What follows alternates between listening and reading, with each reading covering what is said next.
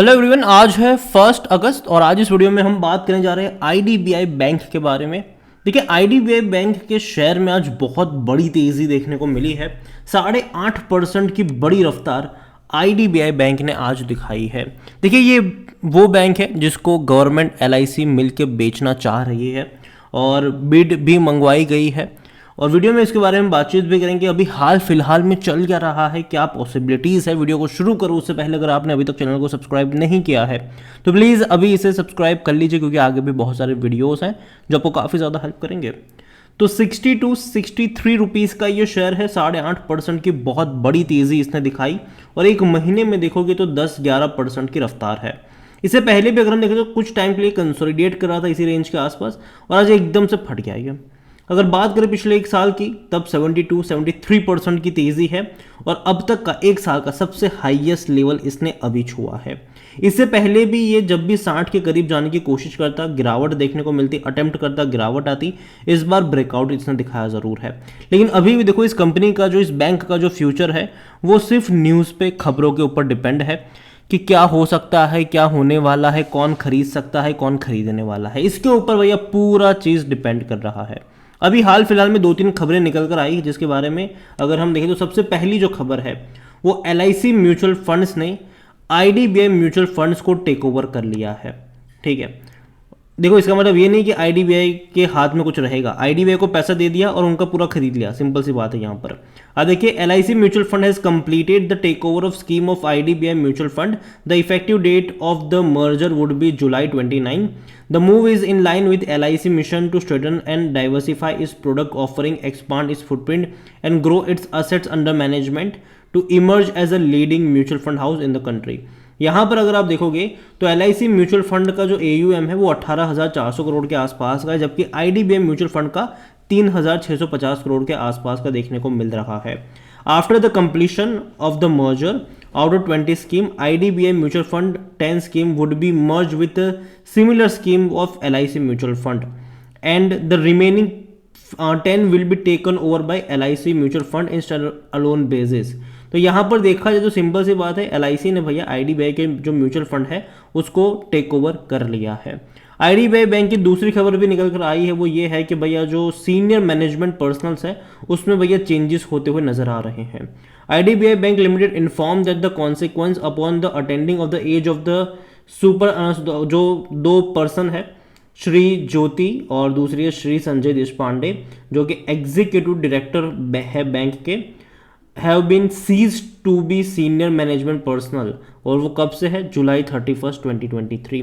तो चेंजेस यहाँ पर हो रहे हैं, सीनियर मैनेजमेंट में भी चेंजेस की शुरुआत हो चुकी है। हालांकि अभी भी कौन खरीद रहा है उसकी कोई अपडेट नहीं आई है। आईडीबीआई में आज वॉल्यूम का गेम चला था, 7 करोड़ 80 लाख के आसपास के वॉल्यूम्स आज ट्रेड होते नजर आए। बड़ी क्वांटिटी में आज शेयर यहाँ पर ट्रेड हो रहे थे। अगर बात करी जाए इस बैंक को लेकर तो आईडीबीआई में according to Moneycontrol user 6% लोग कह रहे बेचो, 94% लोग कह रहे खरीदारी करो। इतना ही नहीं, अगर हम बात करेंगे इनके डिविडेंड की तो भैया पे आउट करना शुरू किया है इस साल से ₹1 पर शेयर का, वरना आखिरी बार 2015 में पे किया था।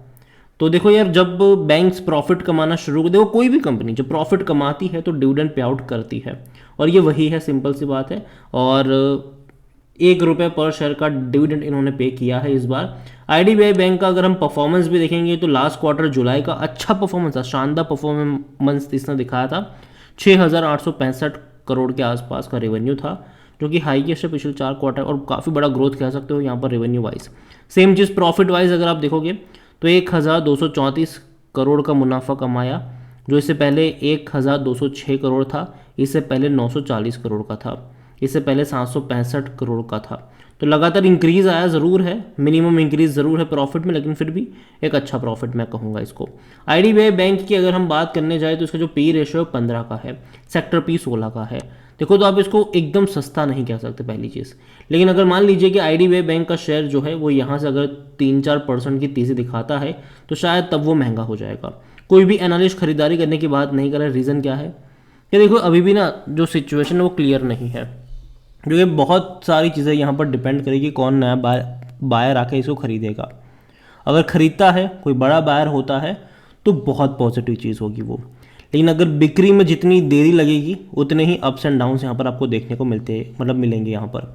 शेयर होल्डिंग की अगर हम बात करें तो प्रमोटर के पास 94.71% की होल्डिंग देखने को मिल रही है। प्रमोटर कौन है यहाँ पर? गवर्नमेंट है और LIC है। यहाँ पर बड़े बड़े फंड हाउस के पास क्वांटिटी काफ़ी कम है, 0.01% mutual fund, 0.17% domestic institution, 0.29% FIs, retail और अदर की मिलाकर बनती है 4.81%, जिनमें से रिटेल इन्वेस्टर 1.99% की होल्डिंग लेकर बैठे हुए हैं। देखिए ओवरऑल IDBI बैंक देखा जाए तो पिछले कुछ क्वार्टर का अगर हम इसका परफॉर्मेंस देखें, पिछले कुछ साल का परफॉर्मेंस देखें, पिछले 2 साल का, तो डेफिनेटली बैंक ने काफ़ी अच्छा इंप्रूवमेंट किया है, काफ़ी अच्छी पोजीशन पर है ये बैंक, उसमें कोई शक की बात नहीं है। लेकिन अभी भी एक लार्जर पिक्चर जो है IDBI बैंक का वो यही कहता है कि भैया इनकी बिक्री होनी है और जो खरीदेगा उसके ऊपर बहुत सारी चीज़ें डिपेंड करेगी कि कौन खरीद रहा है। अगर किसी बड़े प्लेयर ने खरीदा, किसी बड़े ग्रुप ने खरीदा, किसी बड़े बैंक ने खरीदा, तो कहीं ना कहीं वो काफ़ी पॉजिटिव साइन होगा और जो शेयर को और ऊपर की तरफ लेकर जाएगा। लेकिन अगर मान लीजिए कि कोई नहीं खरीदता है और टाइम लगता है इस बिडिंग में, तो दिक्कत होगी इस बैंक को। मेरे हिसाब से अभी के लिए बहुत सारी चीज़ें अनसर्टन है, तो शॉर्ट टर्म का आउटलुक अभी मैं देखूँ तो मुझे पॉजिटिव लग रहा है। बैंकिंग सेक्टर में अच्छी खासी रफ्तार हम देख भी रहे हैं, तो कहीं ना कहीं अगर है तो रखे रहो इसको। लेकिन जहाँ तक बात है फ्रेश बाइंग की, तो मुझे लगता है कि यार हर बड़ी तेज़ी के बाद करेक्शन यहाँ पर बनते नज़र आते हैं, और अभी भी अगर आप देखोगे तो ऐसी तेज़ी पहले दिखाई थी और कहीं ना कहीं इस रेंज के आसपास हालांकि ब्रेकआउट ज़रूर दिया है, लेकिन एक पॉसिबिलिटीज़ है कि शायद थोड़ी सी और रफ्तार के बाद ये थकेगा, नीचे की तरफ आएगा। और मुझे जहाँ तक कंफर्टेबल लगता है बाइंग लेवल, वो शायद 50 से 55 का लगता है। काफ़ी लोग इससे अग्री भी नहीं करेंगे, लेकिन फिर भी मैं कहूँगा कि थोड़ी सी रिस्की लेवल पर है और कहीं ना कहीं न्यूज़ के आधार पर ये ट्रेड करेगा कि कौन खरीदेगा। जब इसकी न्यूज़ आएगी तो तेज़ी आएगी, लेकिन जब कोई न्यूज़ नहीं होगी तब ये दिक्कत में भी आपको नज़र आ सकता है।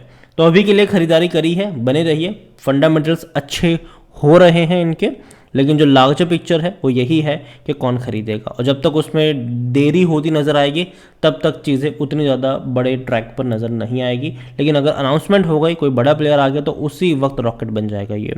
तो ये चीज़ भी है यहाँ पर। तो अगेन है तो रखे रहो। फ्रेश बाइंग की जहाँ तक बात है, अगेन मैं कहूँगा 50 से 55 का लेवल इनिशियली मुझे अच्छा लगता है, और अच्छा बैंक है, कोई ख़राब बैंक नहीं है। इसके अलावा सरकारी बैंक ने ना पिछले कुछ टाइम में ना बहुत बड़ी तेज़ी पकड़ी हुई है। अभी हाल फिलहाल में ही मैंने आज पंजाब नेशनल बैंक के ऊपर एक वीडियो बनाया है, अगर आप चाहें तो उसको चेकआउट कर सकते हैं। इसके अलावा बैंक ऑफ महाराष्ट्र की भी अगर हम बात करें तो इसने भी पिछले 1 साल में बहुत ही शानदार परफॉर्मेंस दिखाई है और अभी ब्रेकआउट की कगार पर बैठा है ये। और अगर आप चाहते हैं कि मैं बैंक ऑफ महाराष्ट्र के ऊपर भी एक डिटेल वीडियो बनाऊँ, तो कमेंट में बैंक ऑफ महाराष्ट्र लिखेगा। जितनी ज़्यादा कमेंट आएगी उतना जल्दी वीडियो आएगा। वीडियो को यहीं पे एंड करूँगा। पसंद आया हो तो लाइक करो, शेयर करें। चैनल पर अगर पहली बार आए तो प्लीज़ सब्सक्राइब करें। और IDBI बैंक के बारे में आप क्या सोचते हैं, कौन सी सरकारी बैंक में आपने निवेश करके रखा है, वो भी आप मुझे कमेंट में लिख के बता सकते हैं। Thank you.